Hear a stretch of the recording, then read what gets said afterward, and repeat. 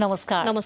Nepal television समाचारमा स्वागत छ। म श्वेता सिन्हा र म अनिता बिन्दु। सुरुमा प्रमुख समाचार।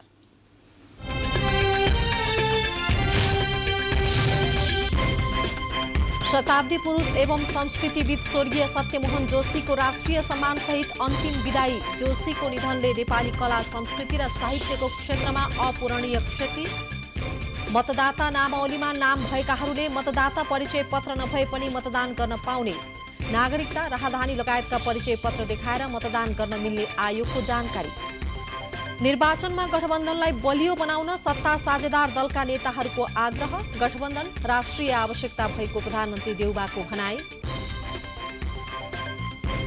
आर्थिक मन्दीसँगै देशभर घर जग्गा कारोबारमा कमी। अघिल्लो आर्थिक वर्षमा भन्दा 40% कारोबार घटेको भूमि व्यवस्था विभागको भनाई।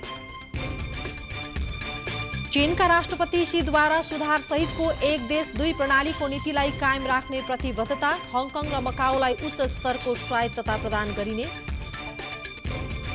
र 9औं राष्ट्रिय खेलकुदमा सहभागी एकजना प्याराग्लाइडिङ खेलाडीको खेलका क्रममा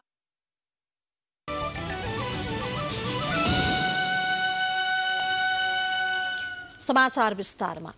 शताब्दी पुरुष एवं संस्कृतिविद सत्यमोहन जोशीको 103 वर्षको उमेरमा निधन भएको छ। ललितपुरको ग्वारको स्थित किस्ट मेडिकल कलेजमा उपचाररत जोशीको आज बिहान 7:09 जाँदा निधन भएको हो। जोशीमा मुटु र प्रोस्टेटको समस्या थियो। उहाँमा कमजोरी बढेपछि यही असोज 7 गते किस्ट मेडिकल कलेजको इमर्जेन्सी वार्डमा भर्ना गरिएको थियो। जोशीको निधनले नेपाली कला संस्कृति र साहित्यको क्षेत्रमा अपूरणीय क्षति पुगेको बताइएको छ।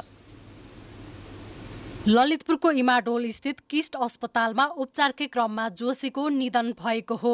जोशीको पार्थिव शरीरलाई ललितपुर महानगरको समन्वयमा अन्तिम श्रद्धाञ्जली अर्पणका लागि महानगर परिसर पुल्चोकमा राखिएको थियो। स्वर्गीय जोशीलाई अन्तिम श्रद्धाञ्जली व्यक्त गर्न विभिन्न क्षेत्रका व्यक्तिहरू पुल्चोक पुग्नु भएको थियो। यसै क्रममा प्रधानमन्त्री शेरबहादुर देउवाले जोशीको पार्थिव शरीरमा राष्ट्रिय झण्डा उडाई अन्तिम श्रद्धाञ्जली अर्पण गर्नुभयो। पूर्व प्रधानमन्त्रीहरू पुष्प कमल दाहाल प्रचण्ड र झलनाथ खनाल, नेकपा एमालेका वरिष्ठ उपाध्यक्ष ईश्वर पोखरेल, नेपाली कांग्रेसका महामन्त्री गगन कुमार थापाले स्वर्गीय जोशीलाई अन्तिम श्रद्धाञ्जली अर्पण गर्नुभयो। श्रद्धाञ्जली दिनका लागि अरू विभिन्न राजनीतिक दलका नेता तथा कार्यकर्ताहरू, कलाकार, साहित्यकार तथा समाजका विभिन्न क्षेत्रका व्यक्तित्वहरू ललितपुरको पुल्चोक पुग्नु भएको थियो। स्वर्गीय जोशीलाई राष्ट्रिय सम्मान व्यक्त गर्न नेपाल प्रहरीको एक टुकडीले सलामी अर्पण गरेको थियो।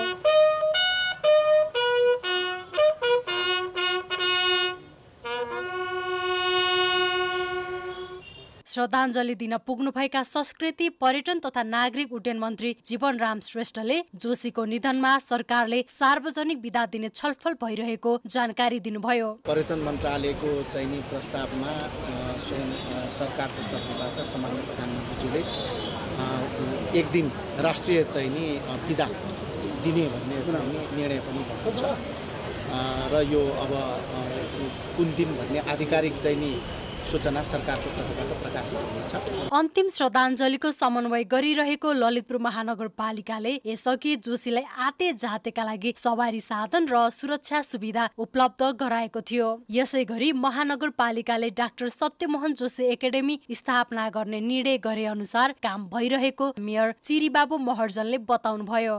जसले कि 103 वर्षसम्म अनवरत तौरले, निरन्तर तौरले र श्रृङ्खलाबद्ध तौरले यो राष्ट्रको श्रीवृद्धि गर्नको निमित्त उहाँ लागि पर्नुभयो। तसर्थ उहाँलाई सम्झिने धेरै बाटाहरू छन्। जोशीको पार्थिव शरीरलाई महानगरपालिकाको समन्वयमा महानगर परिसरबाट पुनः किस्ट अस्पतालमा पुर्याइएको थियो। मृत्युपछि शरीर दान गर्ने जोशीको इच्छा अनुसार र परिवारको पनि सहमतिमा किस्ट अस्पतालमा नै उहाँको पार्थिव शरीर राखिनेछ।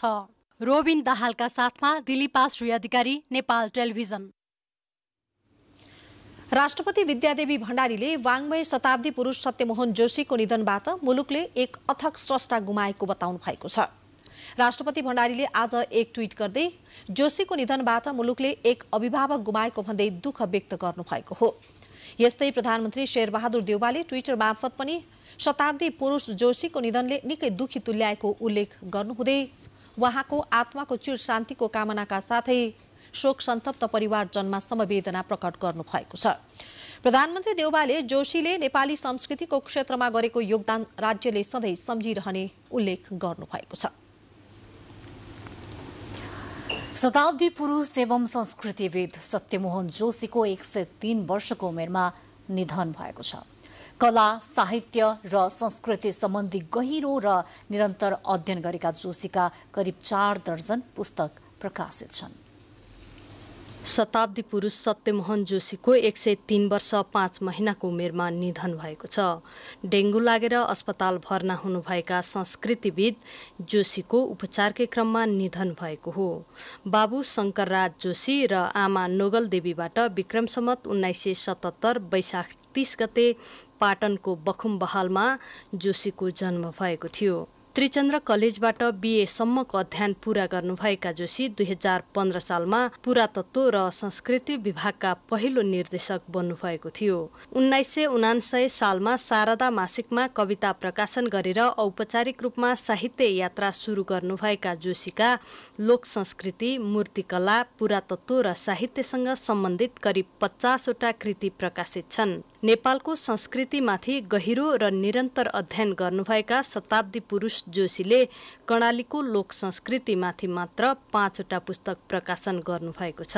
काठमाडौँबाट जुम्लाको सिंजामा गएर 6 महिना बसेर कर्णालीका बारेमा, कर्णालीको भाषा, कर्णालीको लोक साहित्य, कर्णालीको लोक संस्कृति, कर्णालीको सामाजिक जीवन लगायत विभिन्न क्षेत्रका विषयवस्तुलाई समेटेर 5 वटा पुस्तक तयार भयो र ती 5 वटा पुस्तकले 2028 सालको मदन पुरस्कार प्राप्त गरे।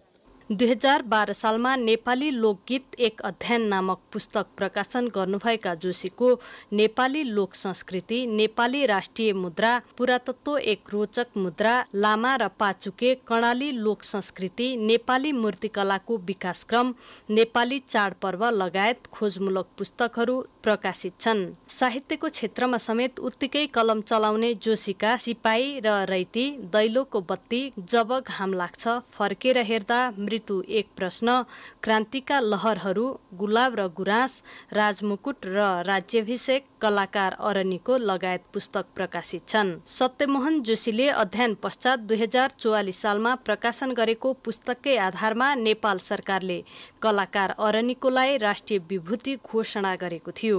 वाङ्मय शताब्दी पुरुष जोशीले विभिन्न क्षेत्र र विषयमाथि गहिरो र व्यवस्थित अध्ययन गर्ने गर्नुहुन्थ्यो। हाम्रो लोक साहित्य देशको विभिन्न भागमा लुकेर रहेको साहित्यलाई व्यवस्थित अध्ययन गर्ने काम उहाँले सुरुवात गर्नुभयो। त्यो लोक साहित्यको कारणले उहाँ लोक संस्कृतिविद, लोक साहित्यविद भन्छौँ हामी, तर उहाँको बहुआयामिक व्यक्तित्व छ। साहित्यकार जोशीले 2013, 2017 र 2028 सालमा गरी 3 पटक मदन पुरस्कार प्राप्त गर्नुभएको छ। नेपालको इतिहासमा 3 पटक मदन पुरस्कार पाउने अहिलेसम्म उहाँ एकमात्र पात्र हो। संस्कृतिविद जोशीले नेपाल प्रज्ञा प्रतिष्ठानबाट प्रदान गरिने नेपालको सबैभन्दा बढी रकमको पुरस्कार पृथ्वी प्रज्ञा पुरस्कारका साथै सुप्रबल गोर्खा दक्षिणबाहु, विख्यात त्रिशक्ति पट्ट, आदिकवि भानुभक्त पुरस्कारका साथै काठमाडौँ विश्वविद्यालयले मानार्थ विद्यावारिधीको उपाधि समेत प्रदान गरेको छ। नेपालमा सबैभन्दा लामो र क्रियाशील जीवन बाँच्ने शताब्दी पुरुष जोशीको पार्थिव शरीर चिकित्सा, शिक्षा, अध्ययन प्रयोजनका लागि अस्पताललाई प्रदान गरिएको छ। धार्मिक परम्परा अनुसार पार्थिव शरीर जलाउने प्रचलन छ, तर शताब्दी पुरुष जोशीले मृत्यु पश्चात शरीर दान गर्ने इच्छा पत्र गर्नुभएकोले उहाँको शरीर अस्पताललाई दान दिइने परिवारको भनाइ छ। यदि यो संस्कार विपरीतै हो भने अरू चाहिँ अब हिन्दू संस्कार मान्नेहरूमा पनि त्यत्रो बुद्धिजीवीहरू छन्, त्यत्रो गुरुहरू छन्, कसैले पनि विरोध गरेन।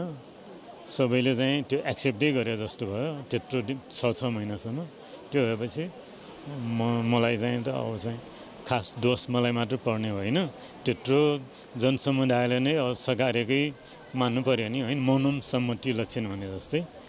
अनि मैले चाहिँ माघको 17 गते करिब 6 महिनापछि मन्दिरनामा गरिदिएको हो। शताब्दी पुरुष जोशीका 49 वर्षीय श्रीमती राधादेवी जोशीका साथै 3 छोरा र 3 छोरी हुनुहुन्छ। क्यामेरामा रोबिन दाहालका साथ सलुजा दाहाल, काठमाडौँ। यसैबीच शताब्दी पुरुष सत्यमोहन जोशीको पार्थिव शरीर किस्ट अस्पताललाई दान प्रदान गरिएपछि उहाँको चिनालाई जलाएर अन्तिम संस्कार गरिएको छ। समाचारहरू बाँकी नै छन् एकैछिन विश्राम। विश्रामपछि बाँकी समाचार। मतदाता नामावलीमा नाम भएका तर मतदाता परिचय पत्र कुनै कारणवश हराएको वा मासिएकाहरूले पनि प्रतिनिधि सभा र प्रदेश सभाको निर्वाचनमा मतदान गर्न पाउने भएका छन्। निर्वाचनमा मतदाताले आफ्नो नाम भएको मतदान केन्द्रमा मतदान गर्न जाँदा मतदाता परिचय पत्र नभएको अवस्थामा अन्य परिचय खुल्ने सरकारी परिचय पत्रबाट पनि मतदान गर्न पाउने व्यवस्था आयोगले गरेको हो।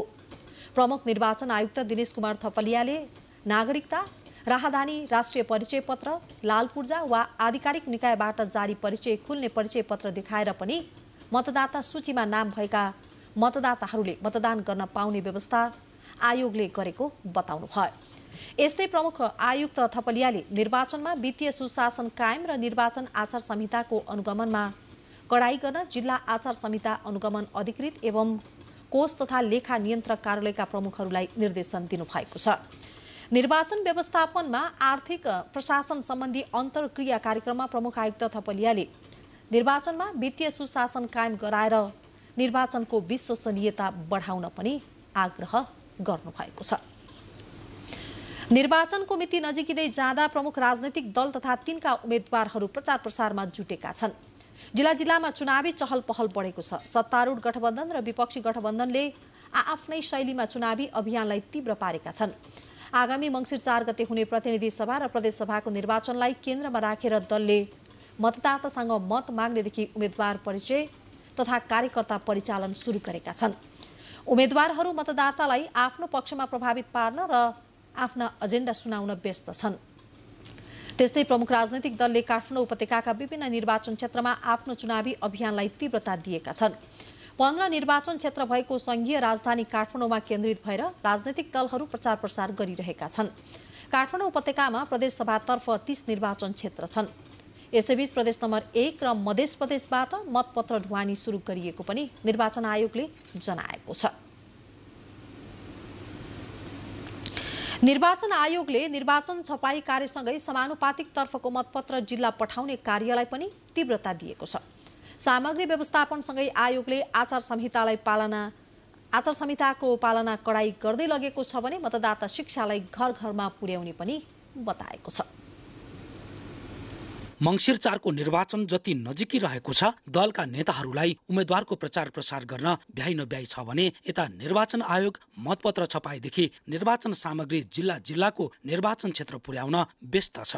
आयोगले समानुपातिक तर्फ छपाइसकेका मतपत्र निर्वाचन क्षेत्रहरूमा पुर्याउने कार्य धमाधम सुरु गरेको छ। आइतबारसम्ममा आयोगले 28 जिल्लामा मतपत्र पुर्याइसकेको छ। प्रत्यक्षतर्फको मतपत्र छाप्ने काम धमाधम भइरहेको र आइतबारसम्म प्रत्यक्षतर्फका 44 लाख मतपत्र छापिसकेको छ। आयोगले प्रतिनिधि सभा, प्रदेश सभा र समानुपातिक तर्फको मतपत्रमा छुट्टा छुट्टै रङ्ग दिएको छ। मतपत्रको रङ 2 किसिमको छ। यसमा प्रत्यक्षतर्फ हामी पहिलो हुने निर्वाचित हुने निर्वाचन प्रणाली तर्फको मतपत्र प्रतिनिधि सभा र प्रदेश सभा दुवैको रातो कलरमा हुन्छ भने, सेतो ब्याकग्राउन्डमा रातो कलरको हुन्छ भने समानुपातिक तर्फ प्रतिनिधि सभा र प्रदेश सभा दुवैको सेतो ब्याकग्राउन्डमा कालो कलरमा हुन्छ। यसका साथै उम्मेद्वारले आचार संहिता कार्यान्वयन गरे नगरेको भन्ने बारेमा पनि हरेक उम्मेद्वार आयोगको निगरानीमा रहेको जनाएको छ।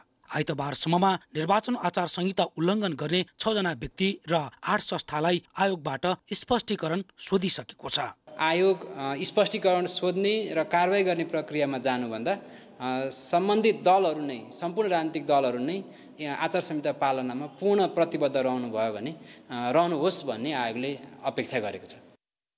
मतपत्र बदर कम गराउन यसपटक घर घरमा मतदाता शिक्षा स्वयंसेवक खटाउने आयोगले बताएको छ। क्यामेरामा अशोक कुमार बस्नेतका साथमा लालकुमार मुक्तान, नेपाल टेलिभिजन, काठमाडौँ। चुनावी सरगर्मी बढेसँगै दलका शीर्ष नेताहरू निर्वाचनको आन्तरिक तयारीमा जुटेका छन्। गठबन्धन बनाएर निर्वाचनमा होमिएका दलका नेताहरूलाई यतिखेर कार्यकर्ता माझ गठबन्धनको औचित्य पुष्टि गर्न भ्याइ नभ्याइ छ। दलहरू बीचको गठबन्धनलाई बलियो बनाउने प्रतिबद्धता व्यक्त गर्न सत्ता साझेदार दलका शीर्ष नेताहरू सँगसँगै एउटै थलोमा उभिए। शीर्ष नेताहरूले निर्वाचनको प्रचार प्रसार भन्दा गठबन्धनको औचित्यतालाई पुष्टि गर्न नै यतिखेर धेरै समय खर्चिरहेका छन्। काठमाडौँको काँडाघारीमा आयोजना गरिएको निर्वाचन परिचालन सम्बन्धी सत्ता गठबन्धन दलको कार्यक्रममा प्रधानमन्त्री शेरबहादुर देउवा र पूर्व प्रधानमन्त्री द्वय पुष्पकमल दाहाल र माधव कुमार नेपालले राष्ट्रिय राजनीतिमा सहकार्यको आवश्यकतालाई थप पुष्टि गर्ने प्रयास गर्नुभयो। कार्यक्रममा प्रधानमन्त्री तथा नेपाली कांग्रेसका सभापति शेरबहादुर देउवाले गठबन्धनमा रहेका दललाई मिलेर चुनाव लडेर लोकतन्त्रलाई स्थायित्व प्रदान गर्न आह्वान गर्नुभयो। प्रधानमन्त्री देउवाले गरिबी हटाउने ठूलो अवसर र चुनौती यो निर्वाचनबाट छानिएको प्रतिनिधिहरूको हुने भएकोले गठबन्धनलाई बलियो बनाउनु पर्ने धारणा राख्नुभयो। यसैले यो एउटा संस्कृतिको विकास भएको छ। मिलेर चुनाव लड्ने, मिलेर चाहिने विरोधीको सामना गर्ने, मिलेर चाहिने लोकतन्त्रको सुदृढीकरण गर्ने, साथसाथै मिलेर देशको गरिबी हटाउने जो चाहिँ मौका आएको छ, यो हाम्रो लागि ठुलो मौका हो र चुनौती पनि हो। शनिबार मात्र गोर्खाबाट गठबन्धनको सन्देश देशव्यापी दिने घोषणा गर्नुभएका माओवादी केन्द्रका अध्यक्ष पुष्पकमल दाहाल प्रचण्डले काठमाडौँमा पनि नेपाली कांग्रेससँगको सहकार्य देशको आवश्यकता भएको बताउनुभयो। प्रचण्डले आर्थिक क्रान्तिको अभियानलाई एक सूत्रीय रूपमा अघि बढाउन नसके राजनीतिक परिवर्तनलाई पनि दिगो बनाउन नसकिने जिकिर गर्नुभयो। विकास, निर्माण र समृद्धि नै अब हाम्रो मुख्य एजेन्डा हुनेछ। हामीले आर्थिक क्रान्तिलाई, आर्थिक समृद्धिको अभियानलाई एक सूत्रीय रूपमा अगाडि बढाउन सकेनौं भने राजनीतिक परिवर्तनलाई पनि हामीले दिगो बनाउन नसक्ने, स्थायित्व पनि नआउने र देश जहिले पनि निरङ्कुशता र अराजकताको घुमरीमा फस्ने खतरा रहि नै राख्छ। यता कार्यक्रममा नेकपा एकीकृत समाजवादीका अध्यक्ष माधव कुमार नेपालले धरापमा परिसकेको संविधान र लोकतन्त्रलाई रक्षा गरेर सत्तारूढ गठबन्धनले मुलुकलाई ठूलो दुर्घटनाबाट जोगाएको स्मरण गराउनुभयो। विकास निर्माणप्रति हामी प्रतिबद्ध छौं। हामी देशको स्वाभिमानमाथि उठाउन चाहन्छौं। जनताको अधिकार हामी सुनिश्चित गर्न चाहन्छौं। अधिकार सम्पन्न बनाउन चाहन्छौं। पिछडिएका समुदायलाई अघि बढाउन चाहन्छौं। कार्यक्रममा सत्ता गठबन्धन दलका जिल्ला स्तरीय नेता तथा काठमाडौँ 2बाट प्रतिनिधि सभा उम्मेद्वार, पूर्व सभामुख तथा माओवादी नेता उन्सरी घरती लगायतका नेताहरूले बोल्नु भएको थियो। काठमाडौँ 2मा सत्ता गठबन्धनकी घरतीसँग नेकपा एमालेका मणिराम भुइयाल प्रतिस्पर्धामा हुनुहुन्छ। क्यामेरामा प्रद्युम्न ढुङ्गेलको साथमा मानवी बानिया, नेपाल टेलिभिजन, काठमाडौँ। पछिल्लो समय नेपाली राजनीतिमा पुस्ता हस्तान्तरणको विषय निरन्तर उठ्दै आएको छ। बहस उठे पनि राजनैतिक दलका शीर्ष नेताहरूको ऊर्जाशील संघर्ष कायमै रहँदा राजनीतिमा पुस्ता हस्तान्तरणको विषयले सार्थकता पाउन भने सकेको छैन। 2048 सालदेखि निरन्तर चुनावी मैदानमा उत्रिएका पुराना अनुहारहरू अझै पनि चुनावी प्रतिस्पर्धामै छन्। 2048 सालदेखि अहिलेसम्म संसदीय 6वटा निर्वाचन भइसकेको छ। अब हुने निर्वाचनका लागि निर्वाचन आयोगले उम्मेद्वारको अन्तिम नामावली प्रकाशन गरेसँगै दलहरू निर्वाचनको तयारीमा जुटिसकेका छन्। केही नेता यस्ता छन् जो 2048 सालदेखि अब हुने निर्वाचनसम्म लगातार उम्मेद्वार बनेका छन्। यसरी निरन्तरता पाउनेहरूमा नेपाली कांग्रेसका सभापति शेरबहादुर देउवा, कांग्रेसका नेता विजय कुमार गच्छदार र रामचन्द्र पौडेल हुनुहुन्छ। देउवा डडेलधुराबाट निरन्तर निर्वाचित हुनुहुन्छ। कांग्रेसका वरिष्ठ नेता रामचन्द्र पौडेलले 2048 साल यताका सबै निर्वाचनमा उम्मेद्वार बन्नुभएको छ। पौडेल अहिले तनहुँ क्षेत्र नम्बर 1बाट उम्मेद्वार हुनुभएको छ। त्यस्तै कांग्रेस नेता गच्छदार पनि 2048 यताका सबै निर्वाचनमा उम्मेद्वार हुनुहुन्छ। 2048, 2051 र 2056 को निर्वाचन कांग्रेसबाट उम्मेद्वार बन्नुभएको थियो भने 2064मा मधेसी जनअधिकार फोरम र 2070मा मधेसी जनअधिकार फोरम लोकतान्त्रिकबाट उम्मेद्वार बन्नुभएको थियो। 2074मा कांग्रेसबाट विजय हुनुभएका गच्छदार अहिले पनि उम्मेद्वार हुनुभएको छ। त्यस्तै एमाले अध्यक्ष केपी शर्मा ओली पनि 2048 सालदेखि निरन्तर उम्मेद्वार हुनुहुन्छ। 2064 सालको निर्वाचनमा एक पटक मात्र झापाबाट पराजित ओली 2 पटक प्रधानमन्त्री भइसक्नु भएको छ। त्यस्तै नेकपा यसका सम्मानित नेता जलनाथ खनाल पनि 2048 सालको निर्वाचनदेखि निरन्तर उम्मेद्वार हुनुहुन्छ। नेता खनाल यसअघि एमालेबाट संसदीय निर्वाचनमा उम्मेद्वार बन्नुभए पनि अब हुने निर्वाचनमा भने एमालेबाट विभाजनपछि गठित नेकपा एकीकृत समाजवादी पार्टीबाट चुनावी प्रतिस्पर्धामा हुनुहुन्छ। नेकपा यसको केन्द्रीय उपाध्यक्ष राजेन्द्र पाण्डे 2048, 2051, 2056 र 2070 को संसदीय निर्वाचनमा नेकपा एमालेका तर्फबाट उम्मेद्वार हुनुहुन्थ्यो। 2074 सालमा प्रदेशसभा निर्वाचन हुँदै अहिले पुनः प्रतिनिधि सभाको उम्मेद्वार हुनुहुन्छ। जनता प्रगतिशील पार्टीका अध्यक्ष हृदय त्रिपाठी पनि 2048 सालदेखि नै संसदीय प्रतिस्पर्धामा हुनुहुन्छ। 2048 मा नेपाल सद्भावना पार्टीबाट जित्नुभएका त्रिपाठीले 2064 को निर्वाचन तमलोपाबाट जित्नुभएको थियो। 2070 को निर्वाचन तमलोपाबाट हार्नुभएका त्रिपाठीले 2074 सालमा पश्चिम नवलपरासीबाट सूर्य चिन्हबाट विजय त्रिपाठी अहिले अलग्गै पार्टी खोलेर उम्मेद्वार बन्नुभएको छ। लोकतान्त्रिक समाजवादी पार्टीका अध्यक्ष महन्त ठाकुर पनि 2048 सालदेखि निरन्तर चुनावी मैदानमा हुनुहुन्छ।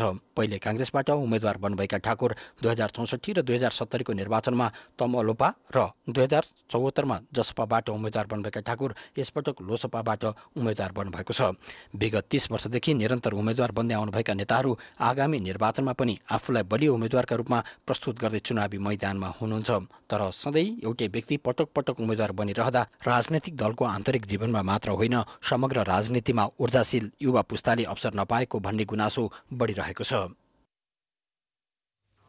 सर्वोच्च अदालतले रूपन्देही 2 का नेकपा एकीकृत समाजवादीका उम्मेद्वार राजु गुरुङको उम्मेदवारी खारिज गर्ने निर्वाचन अधिकृतको निर्णय कार्यान्वयन नगर्न अल्पकालीन अन्तरिम आदेश जारी गरेको छ। आज न्यायाधीश विश्वम्भर प्रसाद श्रेष्ठको इजलासले गुरुङको उम्मेदवारी खारिज गर्ने निर्णय कार्यान्वयन नगर्न अल्पकालीन अन्तरिम आदेश दिएको हो। सर्वोच्चले अन्तरिम आदेशका लागि दुवै पक्षलाई 2 कार्तिकमा छलफलमा बोलाएको छ। गुरुङ ब्याङ्किङ कसुर मुद्दामा कालो सूचीमा रहेको भन्दै उम्मेदवारी खारिज भएको थियो। उम्मेद्वार गुरुङ आफै अध्यक्ष रहेको नर्थ वेस्ट नेपाल इन्फा प्राइभेट लिमिटेडले तिर्नुपर्ने 2 करोड 25 लाख रुपियाँ नतिरेको भन्दै अदालतमा 2076 सालमा ब्याङ्किङ कसुर सम्बन्धी उजुरी परेको थियो। समाचारहरू बाँकी नै छन्, एकैछिन विश्रामपछि बाँकी समाचार। दाङमा हत्या पश्चात जंगलमा गाडिएको अवस्थामा 2 जना बालबालिकाको शव फेला परेको छ। तुलसीपुर उपमहानगरपालिका वडा नम्बर 13 को दमार गाउँ जंगलमा सोही ठाउँका 2 बालबालिकाको शव गाडिएको अवस्थामा फेला परेको वडा अध्यक्ष मोहन पौडेलले जानकारी दिनुभयो। 3 दिन अघि असोज 27 गते साँझ घरबाटै हराएका 15 वर्षका शरद आचार्य र 14 वर्षकी रोशनी महतारालाई आइतबार जंगलमा गाडिएको अवस्थामा फेला परेको वडा अध्यक्ष पौडेलले बताउनुभयो। दुवै जनाको शव एकै ठाउँमा गाडिएको अवस्थामा फेला परेको हो। प्रहरी, जनप्रतिनिधि र स्थानीयले शवको उत्खनन गरेपछि पहिचान खुलेको छ। शवलाई पोस्टमार्टमका लागि राप्ती प्रादेशिक अस्पताल तुलसीपुरमा लगिएको छ। हत्या गरिएको आशंकामा प्रहरीले 1 जनालाई पक्राउ गरेको छ। घटनाको विषयमा थप जानकारी आउन बाँकी रहेको इलाका प्रहरी कार्यालय तुलसीपुरका प्रमुख डीएसपी पुष्पराज मल्लले जानकारी दिनुभयो। डोटी सदरमुकाम सिलगढीमा विपद व्यवस्थापन सम्बन्धी कृत्रिम अभ्यास प्रदर्शन गरिएको छ। नेपाली सेना, नेपाल प्रहरी, सशस्त्र प्रहरी, नेपाल रेडक्रस सोसाइटी लगायतका कार्यालय तथा संघ संस्थाहरूले पूर्व तयारी तथा विपद व्यवस्थापन सम्बन्धी अभ्यास प्रदर्शन गरेका हुन्। आगलागीबाट हुन सक्ने सम्भावित खतरालाई न्यूनीकरण र घटना पश्चात गरिने उद्धार तथा राहत वितरणमा सहयोग पुगोस् भन्ने उद्देश्यका साथ पूर्व तयारी स्वरूप कृत्रिम अभ्यास प्रदर्शन गरिएको हो। स्वास्थ्य र शिक्षामा महिलाको पहुँचलाई वृद्धि गर्ने खालको योजना 7औं अवधिको योजनामा उच्च प्राथमिकताका साथ राखिनुपर्नेमा सरकारवालाहरूले जोड दिनु भएको छ। नेपालको 7औं आवधिक प्रतिवेदनमा समावेश गरिने सुझाव दिने क्रममा महिला अधिकारका क्षेत्रमा काम गर्ने संस्थाहरूले विभिन्न क्षेत्रबाट स्थलगत अध्ययन गरी तयार पारिएको सुझाव अन्तिम चरणमा छ। विशेष गरी महिला र पुरुषको प्रजनन, स्वास्थ्य, शिक्षा र महिलाहरूलाई कुन क्षेत्रमा पछाडि पारिएको छ भन्ने विषयमा गहन अध्ययन गरिएको वियोन बेइजिङ कमिटिका अध्यक्ष सुशीला श्रेष्ठले जानकारी दिनुभयो। लैंगिक समानता कायम गर्न बनेका कानूनहरूको कार्यान्वयनमा जोड दिनुपर्ने र त्यसका लागि सचेतना आवश्यक रहेको विभिन्न तहबाट सुझाव आएको पनि उहाँले बताउनुभयो। बुलेटिनमा प्रमुख समाचार पुनः एकपटक।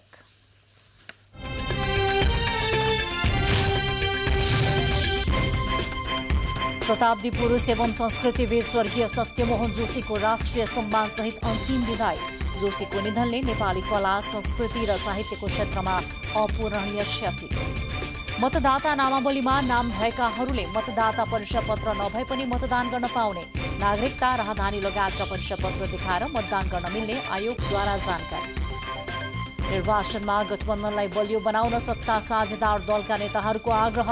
गठबन्धन राष्ट्रिय आवश्यकता भएको प्रधानमन्त्री देउवाको भनाई।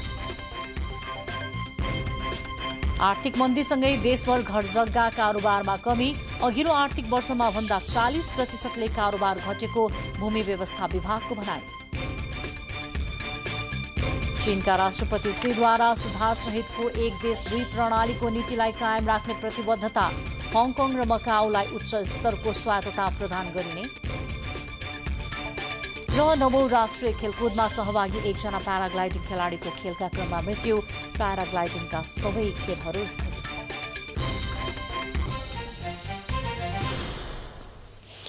नेपाल टेलिभिजनले जिल्ला संवाददाताका लागि पोखरामा आयोजना गरेको 3 दिने निर्वाचन रिपोर्टिङ तथा पुनर्ताजगी तालिम सम्पन्न भएको छ। तालिमको समापनका अवसरमा बोल्दै नेपाल टेलिभिजनका कार्यकारी अध्यक्ष समीरजङ शाहले निर्वाचनका बेला आफ्नो जिम्मेवारीका साथ सत्य तथ्य समाचार सम्प्रेषण सहजताका लागि तालिम सञ्चालन गरिएको बताउनुभयो। अध्यक्ष शाहले तालिमबाट संवाददाताहरूको क्षमता अभिवृद्धिमा ठूलो टेवा पुग्ने धारणा पनि व्यक्त गर्नुभयो। समाज परिवर्तन र देशको समृद्धिका लागि टेलिभिजनमा काम गर्ने संवाददाता लगायत टेलिभिजनका सबै कर्मचारी व्यवस्थापन पक्षको उत्तिकै भूमिका रहने उहाँले बताउनुभयो। यहाँहरूले जुन खालको धैर्यताका साथ जुन खालको उत्साहका साथ यहाँहरूले यो पुनर्ताजगी तालिममा भाग लिनुभयो त्यसको लागि म यहाँ सबैलाई नेपाल टेलिभिजनको तर्फबाट हार्दिक आभार पनि व्यक्त गर्छु र तपाईँहरूको यो ट्रेनिङले आगामी दिनको सफलतालाई एउटा मापन गर्ने नयाँ यन्त्रका रूपमा यसले काम गरोस्, नयाँ मापनका रूपमा यसले तपाईँहरूलाई सहयोग पुर्याओस् भन्ने पनि म विश्वास व्यक्त। तालिम समापन समारोहमा नेपाल पत्रकार महासंघ नेपाल टेलिभिजन प्रतिष्ठान शाखाका अध्यक्ष दीपकजङ हमालले तालिमले निर्वाचन सम्बन्धी समाचार सम्प्रेषणमा सहजता ल्याउन ठूलो भूमिका खेल्ने बताउनुभयो। आगामी निर्वाचन हो, आगामी निर्वाचनलाई हामीले चाहिँ सफलतापूर्वक सम्पन्न गर्नको लागि एउटा सञ्चारकर्मीले खेल्नुपर्ने भूमिकालाई आत्मसात गरी छिटो, छरितो र तथ्यपूर्ण हिसाबले समाचार सम्प्रेषण गर्नेछौँ। 3 दिनसम्म चलेको तालिममा 45 जना जिल्ला संवाददाताहरूको सहभागिता रहेको थियो। चीनिया कम्युनिस्ट पार्टी सीपीसी का महासचिव एवं राष्ट्रपति सी जिनपिङले सुधार सहित एक देश दुई प्रणालीको नीतिलाई कायम राख्ने प्रतिबद्धता व्यक्त गर्नुभएको छ। चीनिया कम्युनिस्ट पार्टीको आज शुरू भएको 20औं महाधिवेशनमा राजनैतिक प्रतिवेदन प्रस्तुत गर्दै उहाँले एक देश दुई प्रणालीको नीति चीनिया विशेषता सहितको समाजवादको ठूलो आविष्कार भएको बताउनुभयो। हङकङ र मकाओमा कानूनमा आधारित शासन सुनिश्चित गर्न एक देश दुई प्रणाली अन्तर्गत हङकङका जनताले हङकङको प्रशासन गर्ने र मकाओका जनताले मकाओको शासन गर्ने बताउँदै उहाँले दुवैलाई उच्च स्तरको स्वायत्तताका लागि सीपीसी प्रतिबद्ध रहने स्पष्ट समेत गर्नुभयो। उहाँले हङकङ र मकाओलाई चीनको समग्र विकासमा अझै राम्रोसँग समाहित गर्न चाहेको बताउनुभयो। चीन विश्व शान्तिका निम्ति स्वतन्त्र विदेश नीति अवलम्बन गर्न दृढ रहेको पनि राष्ट्रपति सीले बताउनुभयो। बाँकी समाचार एकैछिनमा।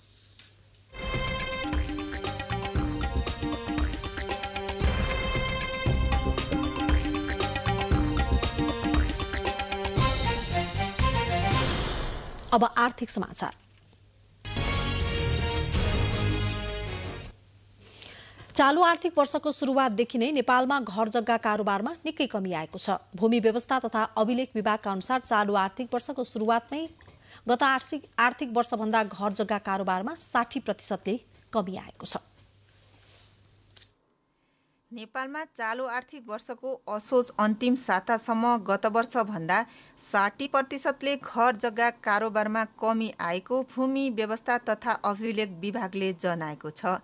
समीक्षा अवधिमा भने जम्मा 2,50,000 घर जग्गाको कारोबार भएको दर्ता देखिन्छ। तर गत आर्थिक वर्षको सोही अवधिमा 5,30,000 भन्दा बढी घर जग्गाको कारोबार भएको थियो।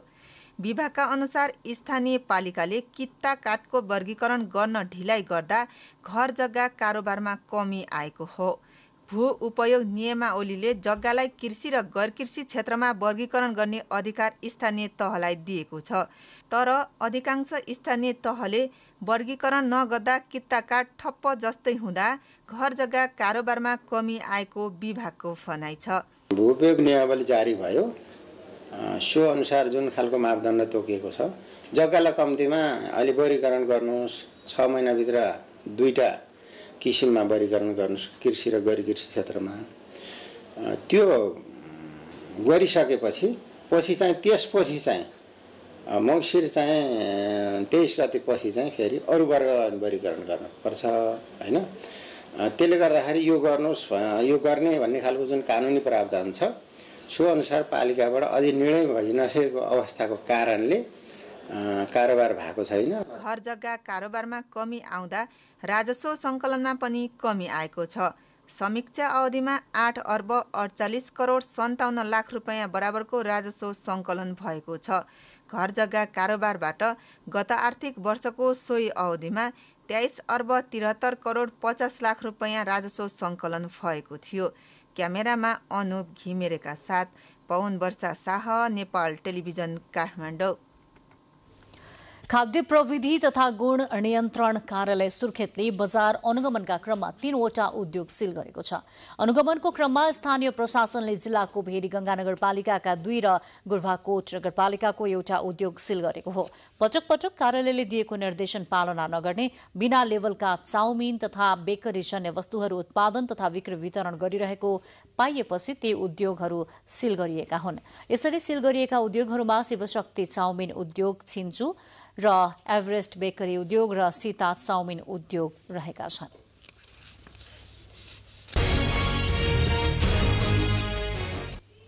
आर्थिकपछि अब खेल समाचार।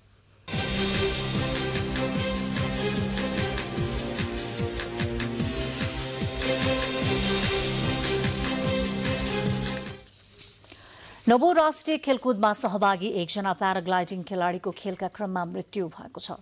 मृत्यु हुनेमा त्रिभुवन आर्मी क्लबका 26 वर्षीय निसिम थापा रहेको प्रहरीले जनाएको छ। नवौं राष्ट्रिय खेलकुद प्रतियोगिता अन्तर्गत क्रस कन्ट्री प्याराग्लाइडिङ खेल चलिरहेको अवस्थामा ब्लू स्काई कम्पनीको प्याराग्लाइडिङ आकाशबाट सारङकोट स्थित जमिनमा खस्दा उनको मृत्यु भएको हो। सारङकोटबाट उडे लगत्तै 100 मिटर माथिबाट खसेका उनलाई मेट्रो सिटी अस्पताल पठाएकोमा चिकित्सकले मृत घोषित गरेका थिए। यसबीच प्याराग्लाइडिङ दुर्घटनामा खेलाडीको मृत्यु भएपछि आजको लागि प्याराग्लाइडिङका सबै खेलहरू स्थगित गरिएका छन्। पोखरामा जारी नवौं राष्ट्रिय खेलकुद प्रतियोगिता अन्तर्गत आज 3वटा राष्ट्रिय कीर्तिमान सहित विभिन्न खेल अन्तर्गतका स्पर्धाहरू सम्पन्न भएका छन्। एथलेटिक्स र पौडीतर्फ मात्रै आज थप 4 नयाँ राष्ट्रिय कीर्तिमान बनेका छन्। राष्ट्रिय खेलकुद जारी रहँदा आज नै प्याराग्लाइडिङतर्फ एक खेलाडीको मृत्यु भएको छ। यो दुःखद घटनासँगै आजबाट प्याराग्लाइडिङका सम्पूर्ण खेलहरू स्थगित गरिने सरकारले निर्णय समेत गरेको छ।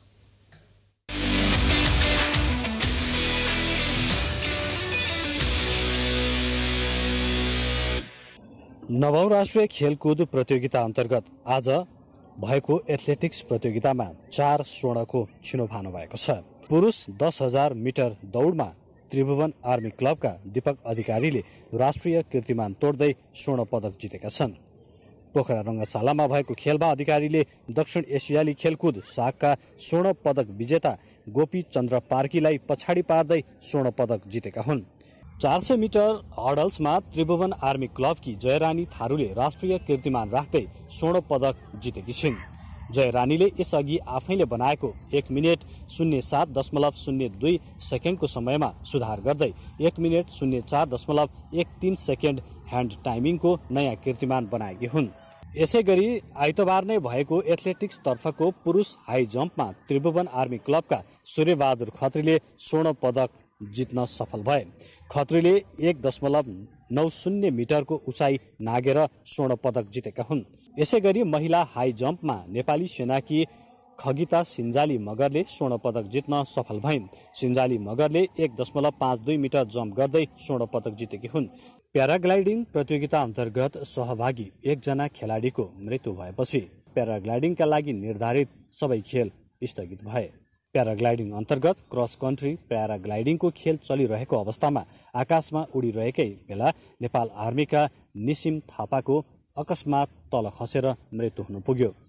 करिब 100 मिटर माथिबाट झरेका थापालाई गम्भीर अवस्थामा अस्पताल पुर्याए लगत्तै उनको मृत्यु भएको प्याराग्लाइडिङ खेल आयोजकले जानकारी दिएका छन्। राफ्टिङ र क्यानोनिङ अन्तर्गतका खेलहरू आइतबारबाट सुरु भएका छन्। नवौं राष्ट्रिय खेलकुद प्रतियोगिता अन्तर्गत प्रदर्शनी खेलको रूपमा समावेश राफ्टिङ र क्यानोइङमा सेती नदीमा सम्पन्न राफ्टिङका R4 प्याडल नेपालको टोलीले उपाधि जित्यो। यसै गरी उदयपुरका डम्बर बहादुर पूर्व छानेले कायाक स्लालको उपाधि जिते भने नवौं बृहत राष्ट्रिय खेलकुद अन्तर्गत राफ्टिङ R4 मा पहिलो स्थान हासिल गरे। टेनिसको टिम इभेन्ट प्रतिस्पर्धामा पुरुषतर्फ गण्डकी प्रदेश र महिलातर्फ नेपाली सेनाले स्वर्ण पदक जितेका छन्। यसै गरी आइतबार नै सफ्ट टेनिस अन्तर्गत विभिन्न खेल प्रतिस्पर्धाहरूमा पनि खेलहरू सम्पन्न भएका छन्। पौडीतर्फ त्रिभुवन आर्मी क्लबका नासिर याह हुसेनले नवौं राष्ट्रिय खेलकुदमा पौडीको पुरुष 200 मिटर इन्डिभिजुअल मिडलेमा राष्ट्रिय कीर्तिमान बनाएका छन्। पोखराको फिस्टेल एकाडेमीमा आइतबार 2 मिनेट 11.04 सेकेन्डको समय निकाल्दै नासिरले राष्ट्रिय कीर्तिमान सहित स्वर्ण पदक जितेका हुन्। यस्तै नासिरले पुरुष 200 मिटर फ्री स्टाइलमा समेत राष्ट्रिय कीर्तिमान सहित स्वर्ण पदक जितेका छन्। पौडीको महिला 100 मिटर ब्याक स्ट्रोकमा आर्मीकी गौरिका सिंहले स्वर्ण पदक जित्न सफल भइन्।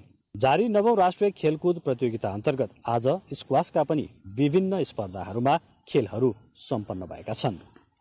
महिला क्रिकेट प्रतियोगितामा बागमती प्रदेश समूह A को उपविजेताको रूपमा सेमिफाइनल चरणमा प्रवेश गरेको छ। आइतबारबाट सुरु भएको भारोत्तोलन प्रतियोगितामा नेपाल पुलिस क्लबले पहिलो स्वर्ण जित्न सफल भयो। नेपाली सेनाको त्रिभुवन आर्मी क्लब नवौं राष्ट्रिय खेलकुद प्रतियोगिता अन्तर्गत पुरुष फुटबलको सेमिफाइनल चरणमा प्रवेश गरेको छ।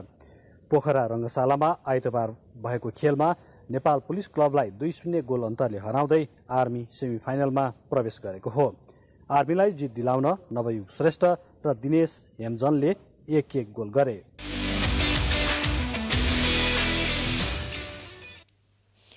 खेलकुदमय बनेको गण्डकी प्रदेशका विभिन्न स्थानमा आज पनि 10 भन्दा बढी पदकको छिनोफानो भएको छ। पर्यटकीय नगरी पोखरा बाहेक आज वालिङ, बागलुङ, नवलपरासी लगायतका स्थानमा खेलहरू भएका छन्। पदक तालिकामा भने विभागीय आर्मीले फड्को मारेको छ। गण्डकी प्रदेशमा जारी नवौं राष्ट्रिय खेलकुद प्रतियोगिता अन्तर्गत ITF तेक्वान्डो खेलमा बागमती प्रदेश र विभागीय टोली नेपाल आर्मीले स्वर्ण पदक जितेका छन्। प्रतियोगिताको पहिलो चरणमा एकल प्याटर्नमा प्रतिस्पर्धा भएको हो। म्याग्दीको बेनीमा जारी तेक्वान्डो खेलको पुम्सेतर्फ नेपाल प्रहरीले वर्चस्व कायम गरेको छ। पुम्से एकल र पियरको महिला पुरुष दुवैमा विजेता बनेको प्रहरीले पुरुष टोली पुम्सेतर्फ 4 स्वर्ण पदक जितेको हो। महिलातर्फको टिम पुम्सेमा नेपाली सेनाले जित निकाल्यो। उता पूर्वी नवलपरासीमा भइरहेको सेपाक ताक्रो तर्फ पुरुष र महिला डबल्सतर्फको दुवै स्वर्ण पदक आर्मीले जितेको छ। पुरुषतर्फको डबल्समा विभागीय टोली आर्मीले प्रदेश नम्बर 1 लाई 2-0 को सोझो सेटमा हराउँदै स्वर्ण जित्यो। आर्मीका लागि अनिल जर्खा मगर, रोशन तामाङ र दिपेशजङ थापाले स्वर्ण दिलाए। पुरुषतर्फ रजत पदक प्रदेश नम्बर 1 र काश्य पदक बागमती प्रदेशले जितेको छ। त्यसैगरी महिला डबल्सतर्फ पनि आर्मीले बागमती प्रदेशलाई 2-0 को सेटमा हराउँदै स्वर्ण हात पारेको छ। महिलातर्फको डबल्समा विभागीय टोली आर्मीले बागमती प्रदेशलाई सोझो सेटमा हराउँदै स्वर्ण जितेको हो। आर्मीका लागि महिला डबल्सतर्फ चन्दा चौधरी, सुमिना डंगोल र सोम माया थापाले स्वर्ण दिलाए। बागमती प्रदेश महिला भलिबल प्रतियोगिता अन्तर्गत सम्भव विजेता बनेर क्वार्टर फाइनलमा प्रवेश गरेको छ। मध्य प्रदेशमाथि सोझो सेटमा जित निकाल्दै बागमती समूह B को विजेता बनेको हो। यो समूहबाट प्रदेश नम्बर 1 समूह उपविजेता बनेको छ। म्याग्दीको खुला मञ्च भलिबल कोर्टमा भएको एक पक्षीय खेलमा बागमतीले 25-6, 25-8 र 25-7 को सहज जित निकाल्यो। विभागीय भिडन्तमा त्रिभुवन आर्मी क्लबको चुनौती 3-1 को सेटमा पन्छ्याउँदै नेपाल एपीएफ क्लब समूह ए को विजेता तथा हारका बावजुद पनि आर्मी उपविजेताको रूपमा अघि बढेको छ। यससँगै महिला भलिबलको समीकरण पनि पूरा भएको छ। उता बृहत राष्ट्रिय खेलकुदको तेस्रो दिनको समाप्तिमा विभागीय टोली नेपाल आर्मीले 11 स्वर्ण जित्दै पदक तालिकामा फराकिलो दूरी बनाएको छ। आर्मी 21 स्वर्ण 18 कांस्य र 14 रजत गरी कुल 53 पदक सहित तालिकाको शीर्ष स्थानमा रहेको छ। त्यसैगरी दोस्रो स्थानमा रहेको बागमती प्रदेश 10 स्वर्ण 6 कांस्य र 3 रजत सहित कुल 19 पदक बनाउन सफल भएको छ। बागमतीलाई पछ्याइरहेको अर्को विभागीय टोली सशस्त्र प्रहरी बलको एपीएफ क्लब 6 स्वर्ण सहित तालिकाको तेस्रो स्थानमा रहेको छ।